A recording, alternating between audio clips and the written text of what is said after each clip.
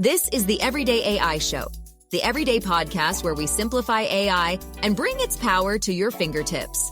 Listen daily for practical advice to boost your career, business, and everyday life. Just in the last 10 days, there's been more than a dozen major updates to the large language models that most of us use and rely on each and every day. And I'll tell you what, even as someone that does this every day on the Everyday AI podcast, I myself find it hard to keep up. So I decided, let's do a little recap and get everyone caught up to speed on what's new in large language models in the last month or two, talking about new updates in ChatGPT, Gemini, Claude, and a lot more. All right, so if that's what you're trying to do, I think this episode is going to be for you. What's going on, y'all?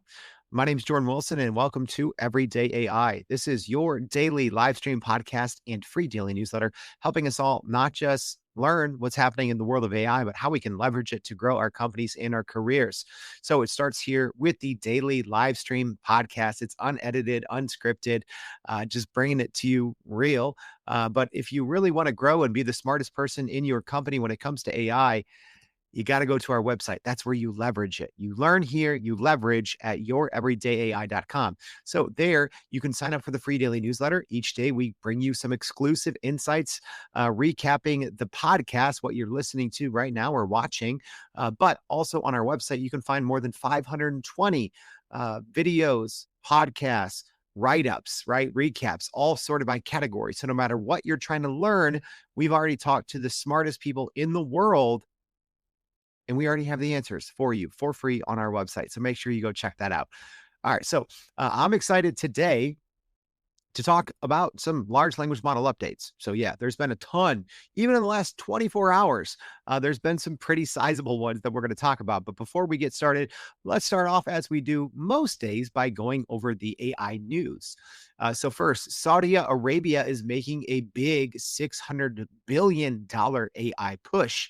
So NVIDIA will sell hundreds of thousands of its new Blackwell AI chips to Saudi Arabia's sovereign wealth-backed startup, Humane, launching with an initial batch of 18,000 chips, according to Reuters.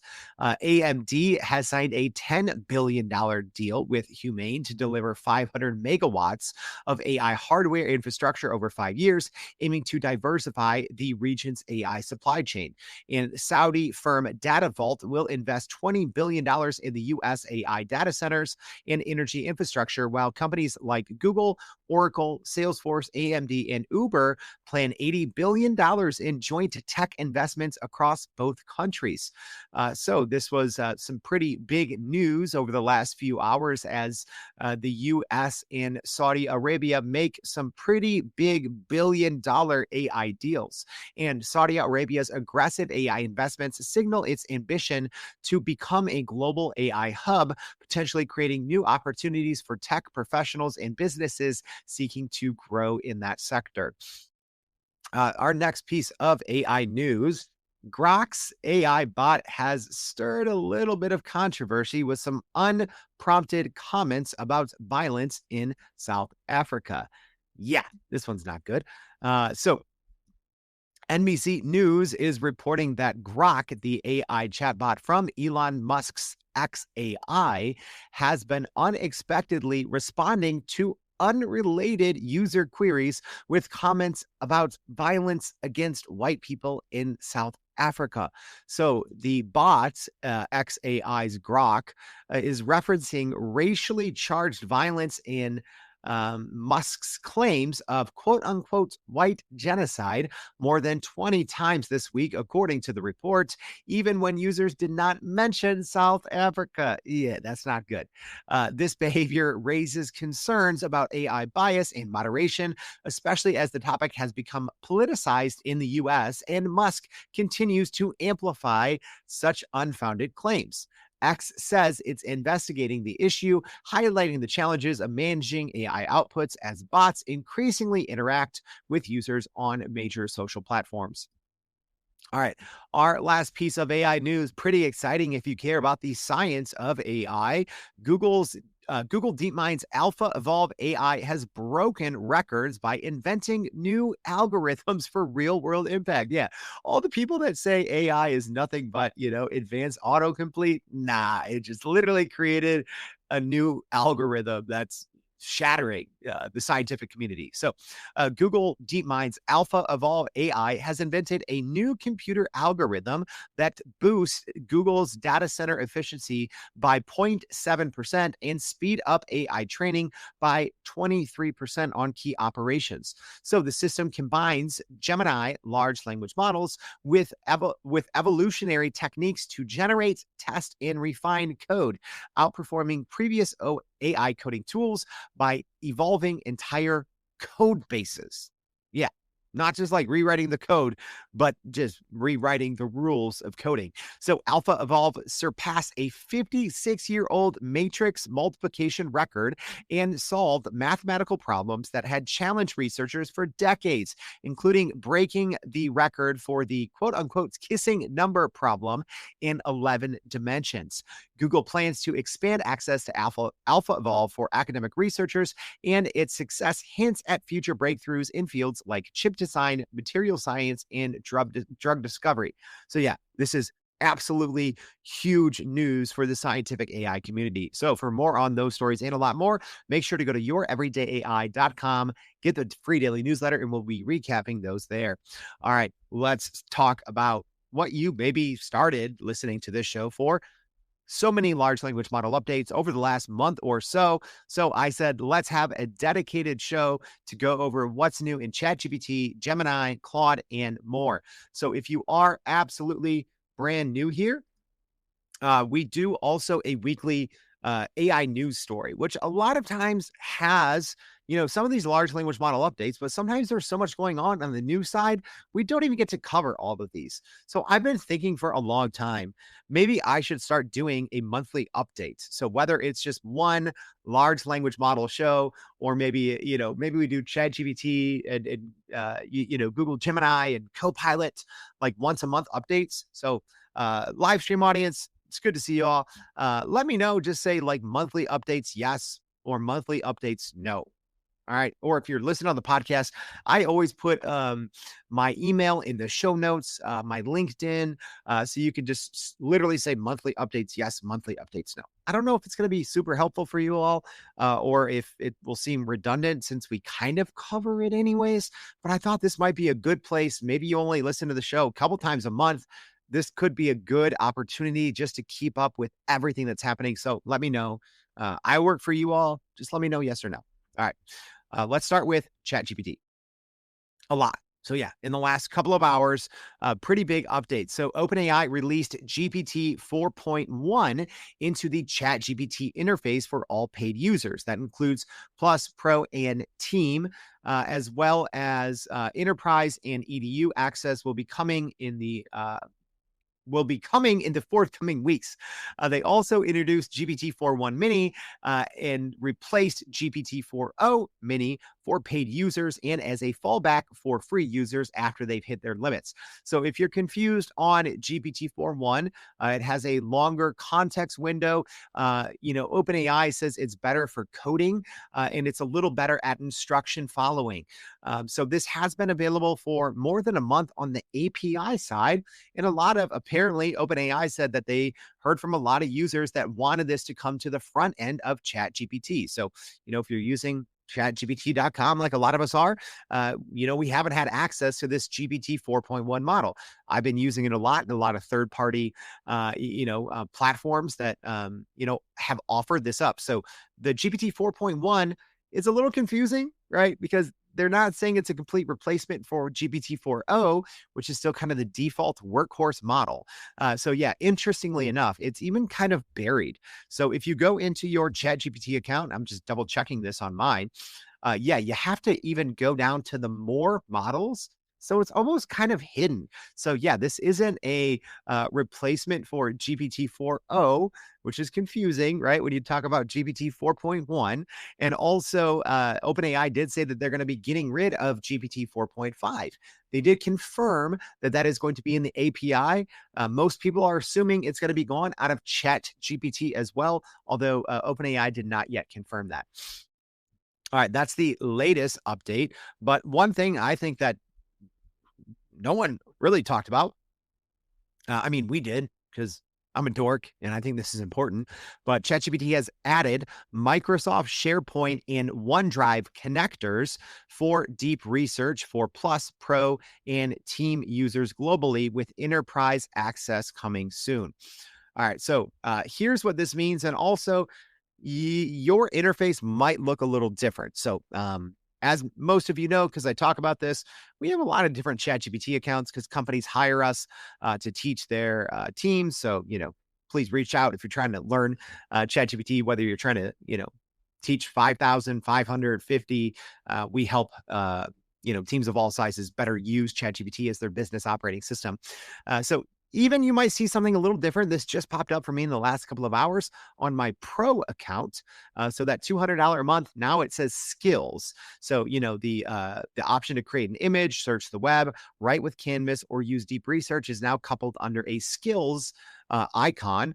Whereas on my, normal ChatGPT Plus, the $20 a month, on my Teams account, on my enterprise accounts, I don't see that anymore. So if you're looking for this new deep research connector, you might have to first hit the skills button if you're on a Pro plan. So just keep that in mind. All right, here's where this gets exciting. So deep research, when you click it, you will now have this option to choose the sources. So by default, it's web search, right? Which for most cases, you'll probably want. However, now there's some use cases where you might not even want web research. So if you are new, and maybe you don't use ChatGPT a ton, or maybe you don't know about deep research, it's amazing. I do think OpenAI's version of deep research and Google's new updated version of deep research are probably the biggest time savers for beginners to AI, right? Literally, it will go out and look at anywhere from 50 to more than 100 or 200 different websites. It will use reasoning and chain of thought, think like a human, plan like a human. It'll start researching something, find something online, and change its path of research. Very impressive. But now you can include a whole GitHub repo. You could also include SharePoint, Microsoft SharePoint. So that is extremely exciting. And you can also toggle off web search, right? So, pretty big play and pretty big integration here with if you are a heavy Microsoft using team to connect your entire SharePoint site and then use deep research just on that. So you could, use the web and SharePoint, or you could even, toggle web search off and just do the deep research on SharePoint. So pretty impressive. This is technically something that Claude offered a couple of weeks ago, but only to their the higher paying tier on the Max plan. So pretty big move there from OpenAI and ChatGPT. All right. A lot more ChatGPT updates. And you know what? I actually just did the last 2 months, right? Because there was a lot that changed in April. And some of the stuff from May wouldn't make sense. So again, maybe if I keep doing this every month, I'll just start with, middle of May to middle of June, and we'll call it the June updates. All right. So GPT-4, old school. It's gone now. So OpenAI removed that model, and also GPT 4.0 became the sole flagship model. So yeah, don't get confused. Even though there's a 4.1, it's still the 4.0 that is kind of the default workhorse model. Also, this is pretty big, and I think we're going to do a dedicated show on this in the coming weeks. ChatGPT is now a shopping platform, right? Fully integrated shopping. So OpenAI added shopping cards with images, prices, reviews, and direct link for product queries. If I'm being honest, I haven't used this a ton because I keep forgetting it's there. This is another one of those things, right? When I tell people, hey, if you want to succeed in AI, you need to like unlearn, right? Like this is one of those things I'm trying to unlearn, right? Because a lot of times when I'm shopping for something, I just go to Google Shopping or I go to, straight to Amazon or Target. I've been loving the Target app lately, getting like pickup like so good. I did that today. I don't have a ton of time, so to be able to go, do an entire day's worth of or not a day's worth, but to do 2 hours of grocery shopping and just pulling up, amazing by the way. But I'm trying to unlearn and remember now that ChatGPT search is like going full Amazon, right? It is going the ability to chat with shopping products is huge, right? I did read that OpenAI has plans in the future to potentially do the entire checkout process in OpenAI, which would be bonkers. But no official word on that yet. But this is pretty big. I think it's a shot at Google Shopping. I think it's a shot at Amazon, right? Let's be honest. Amazon tried to roll out their AI shopping assistant Rufus, and it stinks. It's not good. Can't answer the most basic questions. So, in what little testing I've done with this new ChatGPT shopping, it's pretty good. Live stream audience, have you guys used this yet?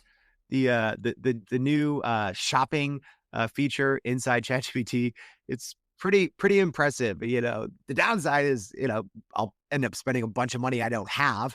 But the upside is I'll save so much time researching. I'm one of those people that I will search for, like, even if it's a $50 something, I'll spend like hours sometimes doing research, right?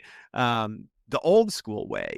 Luckily, I will use, large language models for this now, deep research probably for bigger purchases, but, still it's something I'm using a lot of time. And I think even the large language model options have not been the best. Perplexity has had this for a couple of months, but I think Perplexity is like so overzealous when you're asking about products, even if you're not trying to shop.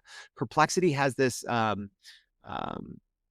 propensity to just push shopping, even when you're not trying to shop. So, like, I know Perplexity has that feature built in, but it's almost too pushy. And when I'm trying to just get more informational about something that I might want to buy, it's trying to push me to buy it right away, and it's actually trying to push me to buy something like way too soon when I'm still trying to learn about it. So, so far the ChatGPT search or sorry, the ChatGPT shopping is not as pushy as the Perplexity one. And it's, again, in my limited testing, it is much better.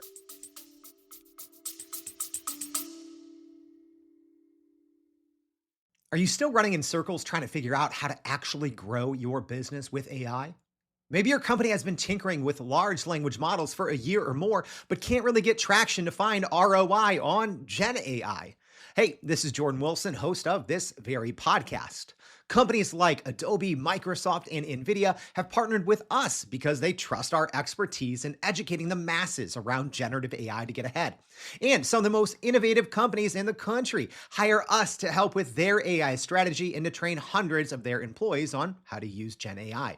So whether you're looking for ChatGPT training for thousands or just need help building your front-end AI strategy, you can partner with us too, just like some of the biggest companies in the world do. Go to youreverydayai.com/partner to get in contact with our team, or you can just click on the partner section of our website. We'll help you stop running in those AI circles and help get your team ahead and build a straight path to ROI on Gen AI. All right. Some more updates in April. So obviously OpenAI released the O3, O4 Mini, and O4 Mini high reasoning models inside ChatGPT with agentic tool use and introduced memory with search. Also in April, smaller one, but kind of cool, and also sets the stage for what OpenAI may be doing in the future. So they OpenAI introduced the ChatGPT image library, allowing all images to be saved and accessed via the sidebar on web, iOS, and Android. So yeah, the mega viral GPT-4o image gen. So if you didn't know, all the images that you create right now with that image gen, there's a little library icon on the left-hand side. So why is that important? Well, if you listened to the show a couple of weeks ago, we saw reports that OpenAI is working on a social network, among other things, that will very prominently display the images that people create with this new feature. One small little step, right? There's no social network yet, but it looks like OpenAI may be sneakily laying the groundwork for a social network of the future.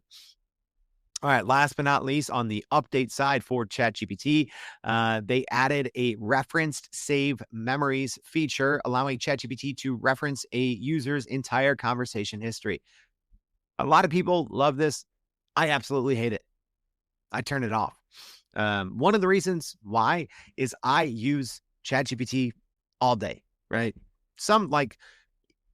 It always varies, right? I always say I use large language models anywhere from 2 to 10 hours. I'd say generally about 5 hours a day. I use ChatGPT for everything.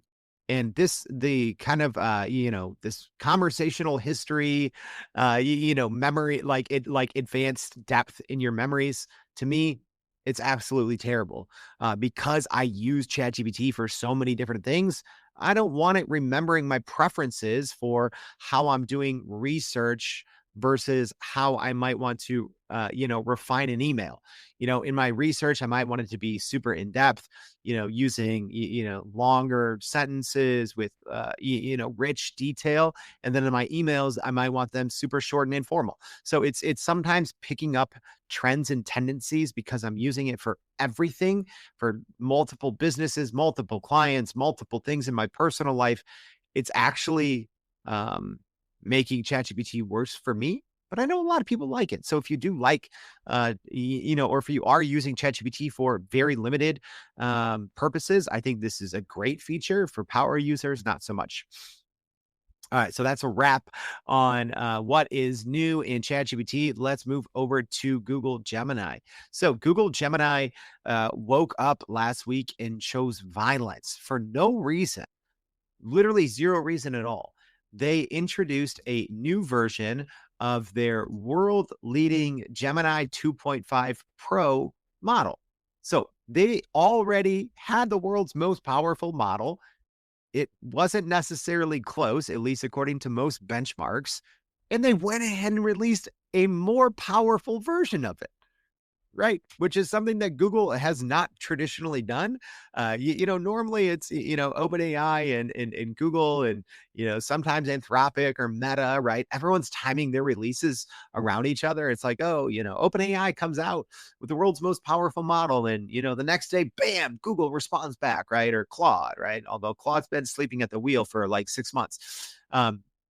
Google, I don't think they've done this before, right? They literally came out and released a new version of Gemini 2.5 Pro called the I/O edition.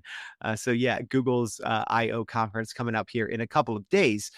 So a lot of upgrades. So specifically, it is better, according to Google, and even in my very limited testing, with coding, particularly for interactive web apps, topping the Web Dev Arena leaderboard.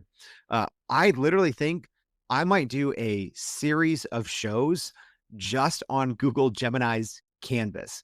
It is so good. So good. All right. Comments, another thing. It's sometimes hard for me to if I'm going through and looking at comments. So if that would be interesting to you, to see, because the canvas mode is crazy. Also, yes, Gemini Canvas, it's similar to OpenAI's Canvas, but much better. It's similar to Claude's Artifacts, whereas I had always loved Artifacts even more than OpenAI and Google's Canvas up until like this. So even 2 weeks ago, I was still using Claude Artifacts for a lot of things when you're just trying to create a visualization for your data, when you're trying to, create a little program, right? That's a huge aspect of large language models right now that I think people are not using, is you can create little programs for yourself to use, dump a bunch of your data, go in and use it whenever you want, right? You can literally create a little better version of a CRM or whatever based on all your data, right? But with this new release, this Gemini 2.5 Pro IO, the canvas mode is scary good. So if you want to see that, I might do literally like up to 3 episodes just on Gemini Canvas. So just say, in the comments, say Gemini Canvas, yes, or Gemini Canvas, no, right? I think, you don't even have to be a technical person. The fact that you can go in there, just dump a bunch of data and say, essentially create me an app that can help me make better decisions, right? You don't even have to tell it what you want, right? Sometimes I'll just dump a bunch of data in a bunch of contexts, and I'll just say, create me an app, or create me a web app, or create me a data visualization tool that helps me better analyze this, better learn it, make better decisions. And it's wild what these tools, even OpenAI's Canvas inside ChatGPT, Claude Artifacts is great at this. But now with this new IO version, Google takes the cake. All right. Also, this is pretty cool. Not a lot of people talking about this because it's hard to keep up with everything that Google's shipping now. So now inside their mobile and web apps, it's gained native image editing capabilities for both uploaded and generated pictures, whereas before you had to be on the desktop version.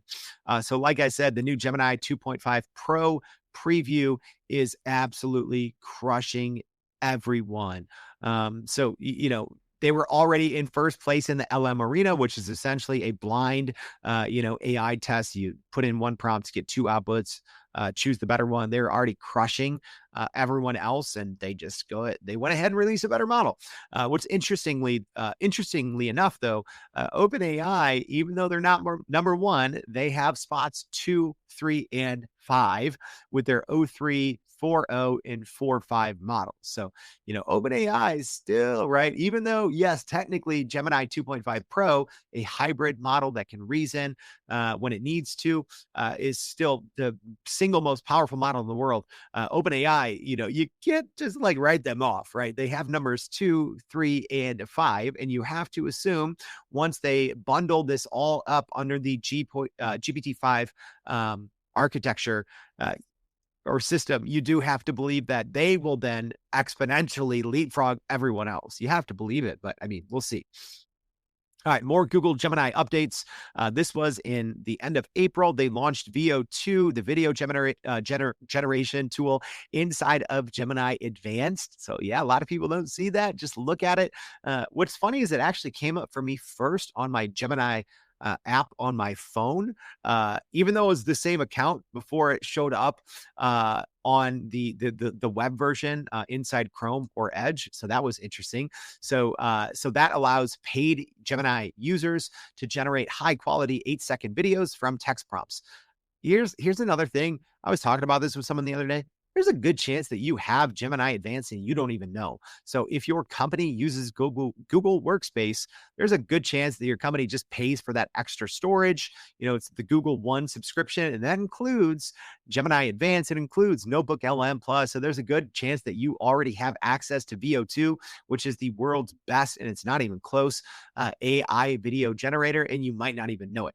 So yeah, you might be wondering, well, what would I use it for? I don't know. Maybe your website needs, updated visuals, and put a video background, right? You can literally just do an 8-second video background on your website, see if it brings in more conversions. If you have something old and ugly, there's a good chance it might. Also, now Gemini 2.5 Flash is the newest Flash model. This is great for people building off of the Google Gemini API. There's really no reason to use it if you're going to like gemini.google.com, right? Because there you're not paying for it. So you're always going to use the most powerful version, which is 2.5 Pro for most use cases, right? But now the Flash version, which actually does for a Flash, which is a smaller version, does extremely well on most benchmarks. It is punching way out of its weight class for being a quote unquote mini model.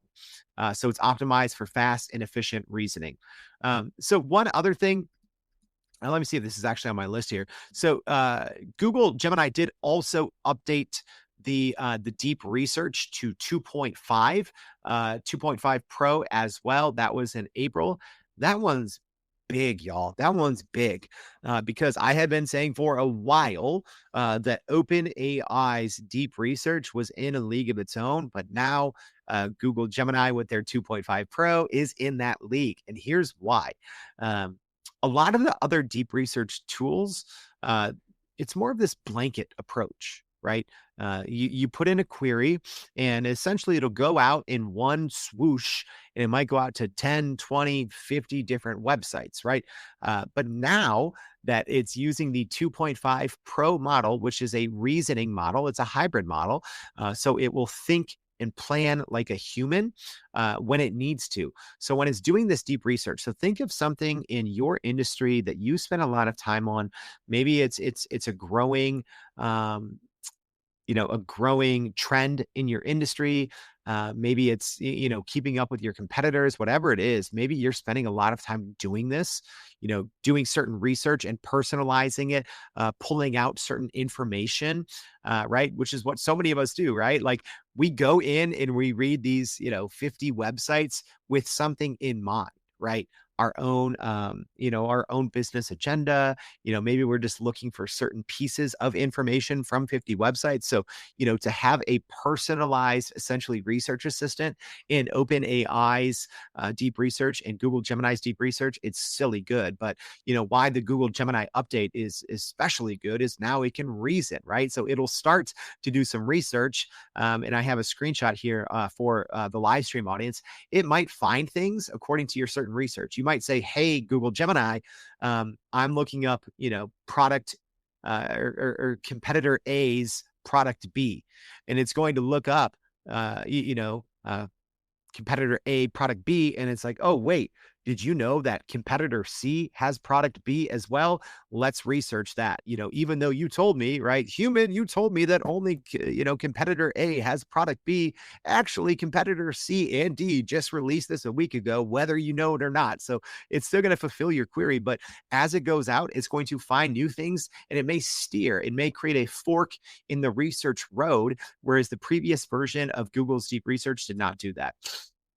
All right, here we go with Anthropic Claude, their April and May updates. So the May one, this is pretty good if it worked consistently, but it just doesn't work consistently. Come on, Anthropic, get it together. Fix this.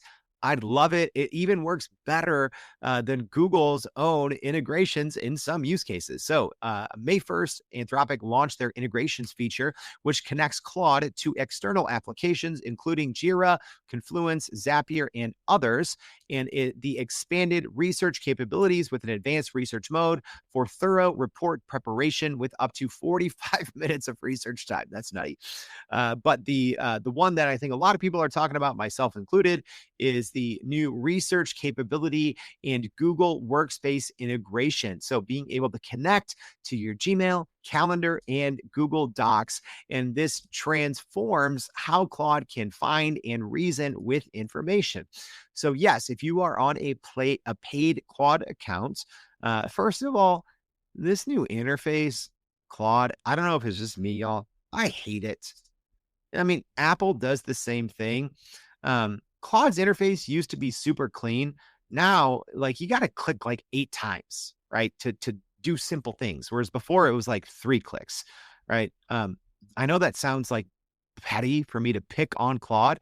But when they launched this new, they're like, oh, we have a cleaner UI, better user experience. I'm like, no, you don't. I got to click way more. And that makes me not want to use your stinking tool. That and the fact that even on a paid plan, after I use Claude for 10 minutes, it's like you've hit your rate limit. Anyways, what I do like about Claude now is the ability to connect your Google Drive, your Gmail, so it can search your Gmail as well as your calendar. And actually, in some situations, does this better than Google's own tools, right?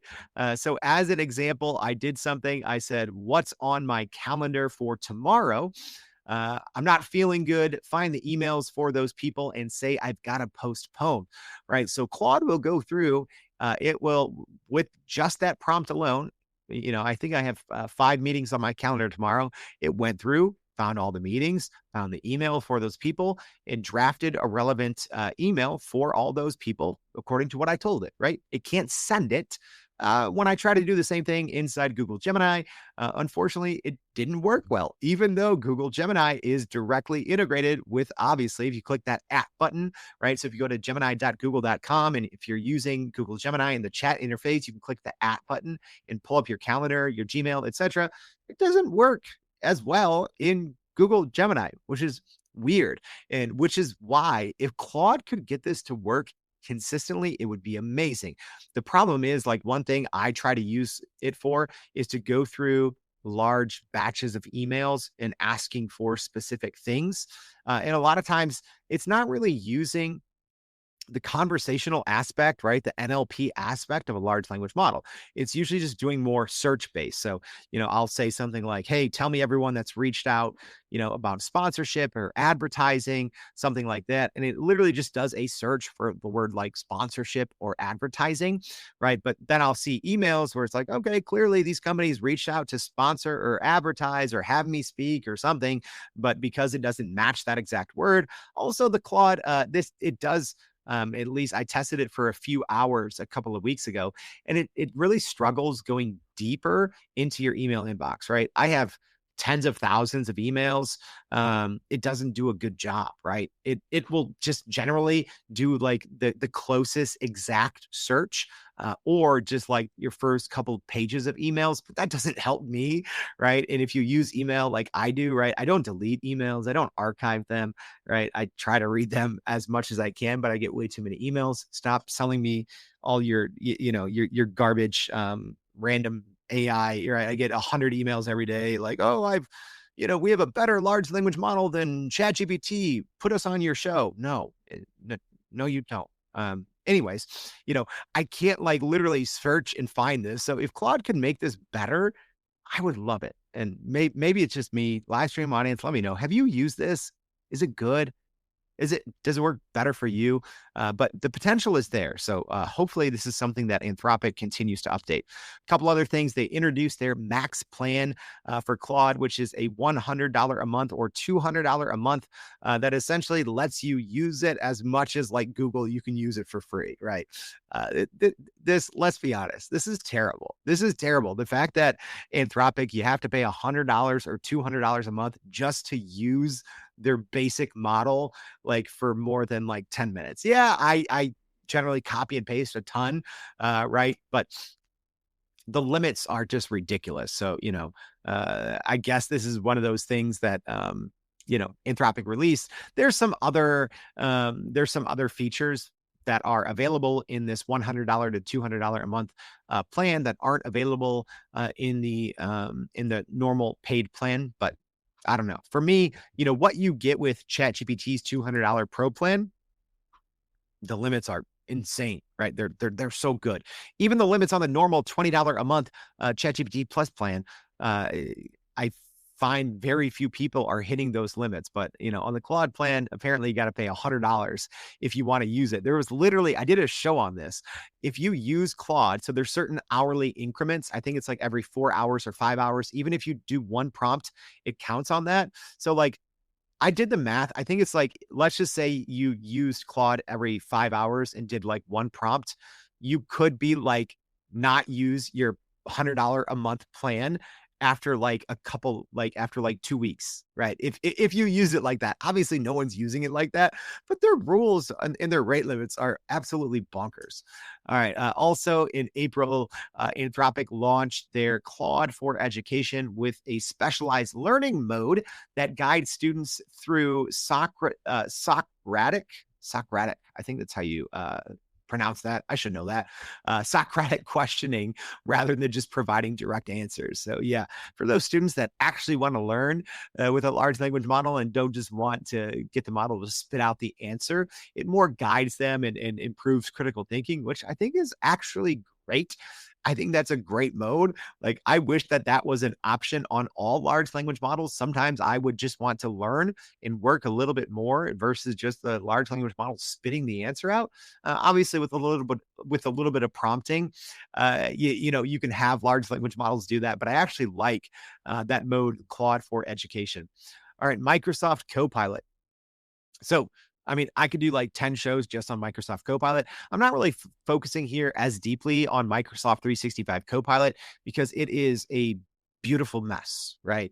There's like Microsoft 365 Copilot. You can get it in like 832 Microsoft applications. Like, it's everywhere. But a couple of things that have some new updates. So Copilot pages have become available worldwide for signed-in users. They've introduced a deep research feature for pro users using advanced reasoning models using OpenAI's. Also in April, they debuted Copilot Search on Bing. They announced memory and personalization features in Copilot pages. They introduced Copilot actions for task execution, although those have not been rolled out very widely yet. I'm looking forward to using those. They've expanded Copilot Vision to new platforms, which is so cool, by the way. Has anyone used Copilot Vision? So essentially, if you're using the Edge browser, if you look at the very bottom, there's this little tab. That's the Copilot Vision. The cool thing is yeah, you can upload a screenshot of, whatever website you're on to any large language model and talk with it, right? I think Google inside AI Studio has this stream real time, which is really good at that. It essentially takes a screenshot of, whatever is on your screen. But the good thing with Copilot Vision is it looks at the entire website. So not even just what's on your screen. Really cool. I'd say one of the more underutilized and least talked about just cool AI features. So they expanded that to new platforms. So yeah, it doesn't work on every single website. They launched with just a few dozen websites that it works on. So they've expanded that to new platforms. They've added AI podcasts. So in the same way that Google has their, deep dive audio overviews, Copilot has that as well. And they have a new deep research feature. The same way, have this on my screen here for our live stream audience. This is more if you're using like Copilot, like Pro. If you have an enterprise version of Microsoft Copilot, this interface is not going to look familiar. So it's a little confusing. You have your kind of biz chat versus a personal Copilot chat. So I pay the $20 a month for Copilot Pro. So, in this situation, you have like a quick response. You have Think Deeper, which uses OpenAI's reasoning model. And then you have Deep Research, which presumably uses OpenAI's reasoning model as well, but then it does the deep research. So not nearly as good as OpenAI's deep research or Google's new deep research with 2.5 Pro. However, it's still serviceable, that version of deep research. I'd say it's on par with, Perplexity. Grok is actually pretty good. The problem is Grok is, if it uses information from X, then it's a wild card and you probably shouldn't touch it. Grok is actually really good if you don't use information from, X/Twitter. But the deep research here from Microsoft Copilot is pretty good. All right. Last but not least, we have some updates from Meta. So Meta obviously had their conference, their LlamaCon conference, where they announced their standalone Meta AI mobile app launched globally, featuring hyper personalization using social graph data, a discover feed, advanced voice capabilities, integrated image generation called Imagine, and web search. And then right before that, a couple of weeks actually, they announced their new models. So Llama 4, the Llama 4 Scout and Llama 4 Maverick, which are already released, and the first open weight natively multimodal models with unprecedented context support. Yeah, I think 10 million token context window, which is nutty, and the mixture of experts architecture. And any day, week, month now, we'll probably be seeing their large version. So Scout and Maverick are the small and medium versions of Llama 4. And then we should be seeing Llama 4 Behemoth, which is the large version. And then we'll separately get a reasoning model. So thanks to the Meta crew that I was talking to. What conference? Oh, at the IBM Think conference. I was talking with the Meta developers who cleared some of that up for me. So the reasoning model, from what I was told, Llama 4 reasoning model will be a separate model. It won't be Scout, Maverick, Behemoth with reasoning. It'll just be a reasoning model. They might tie it to one of those, but they said, at least right now, that it is its own separate model. All right. Oh, no, there's still Grok. So Grok announced a couple of new things in April. So they introduced personalized memory, so similar to what ChatGPT rolled out, and custom workspaces, which allows Grok to retain information from previous conversations and organize related content. And they also launched Grok Studio, which is a Canvas-like collaborative tool for creating various forms of content, supporting code execution and Google Drive integration. So here we go. The workspace, now it's, a year ago, this was really cool and innovative, but now it's like, you just got to have it, right? So when you launch a new chat in Workspace, you can have it start with custom instructions. You can have it start with attachments. So if you use projects inside ChatGPT, or projects inside Claude, or kind of gems inside Google Gemini, a little different, then this would be familiar. Oh, another thing that was on the Google Gemini update list that I forgot to put in there because they didn't announce it. It just happened. But now your gems inside Google Gemini can actually use the most powerful version, Gemini 2.5 Pro, which makes gems now all of a sudden really good and really useful. And I hope that OpenAI will soon follow suit. The problem right now with GPTs, right? So, talking about gems, I got sidetracked here. So the problem is you still have only the GPT-4o model that you can use for GPTs. Luckily, they did add 4o image generation, so you can create GPTs that can use the 4o image generation. But, the most powerful models, the O3, right? You can't use that for GPTs. But inside Google Gemini Gems, you can use 2.5 Pro. All right. So, and then last but not least, for X/Grok, they launched their voice assistant with action taking capabilities. So, oh no, sorry. This is wrong headline here. This is for Perplexity. Hey, I'm a human. Humans make mistakes. So Perplexity launched their voice assistant with action taking capabilities on iOS. This was about 3-4 weeks ago at the end of April. They also upgraded their GPT powered image generation. They added Grok 3 beta for advanced reasoning capabilities. No, they didn't. Sorry.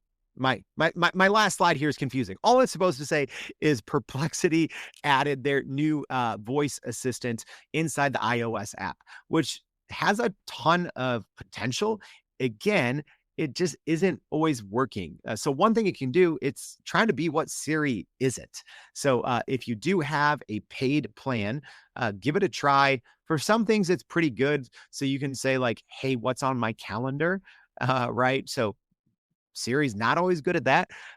So it can read your calendar. It can draft emails. That's something Siri can't do right now.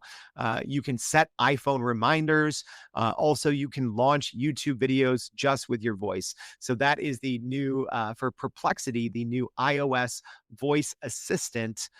So a lot of promise. Like, if I'm being honest, I don't use Perplexity a whole lot. Ever since the deep research tools came out, I don't find much utility in Perplexity. But this is one instance, I still pay for Perplexity because I want to make sure that I can inform you of the latest and greatest. So I pay for literally every single tool. It's way too much money to do that.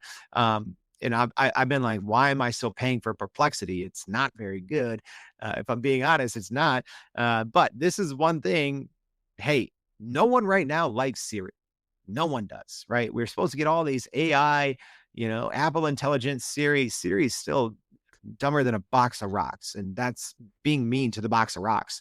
It doesn't know anything. It can't do anything. It has like zero AI, right? There's actually multiple class action lawsuits against Apple because of all this marketing and commercials they put out about this smarter Siri with all this AI, and it doesn't do anything. Anyways, Perplexity could actually compete here if they make this better, number one, and if they add more features, number two. So at least shout out Perplexity. I was suggesting some things on the Twitty machine, and they reached out and said that they're passing some of my feedback back. So yeah, hopefully they make it better. There's a lot of potential there with that iOS assistant, just because who would have thought that even a year after Apple announced all of these smart Siri things that we would still not have it. So I like this kind of small pivot that Perplexity is doing here, but they got to update it. They got to make it better, more reliable, but hey, might give us a reason to keep Perplexity along for a little longer.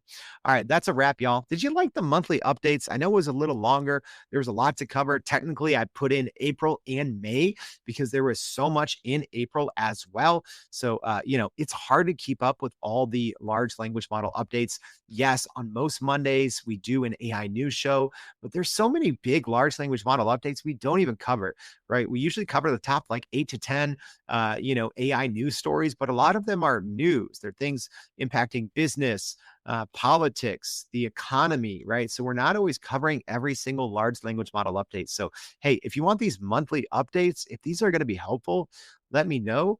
Maybe if you only listen to the show, once or twice a month, maybe this is a show that could really be useful for you. So let me know. Please, when I say I do this thing for you, I do this thing for you. So if this is not helpful, tell me monthly update. No. If it is helpful, tell me monthly update. Yes. And we'll keep doing it. Reach out on the podcast. Thank you for listening. If you haven't already, please go to youreverydayai.com. Sign up for the free daily newsletter. If this is helpful, tell someone about it. If you're listening on the podcast, please leave us a rating. That would be super helpful. Follow the show. I'd appreciate that. I'd appreciate you also tuning in tomorrow and every day for more Everyday AI. Thanks, y'all. And that's a wrap for today's edition of Everyday AI. Thanks for joining us. If you enjoyed this episode, please subscribe and leave us a rating. It helps keep us going. For a little more AI magic, visit youreverydayai.com and sign up to our daily newsletter so you don't get left behind. Go break some barriers, and we'll see you next time.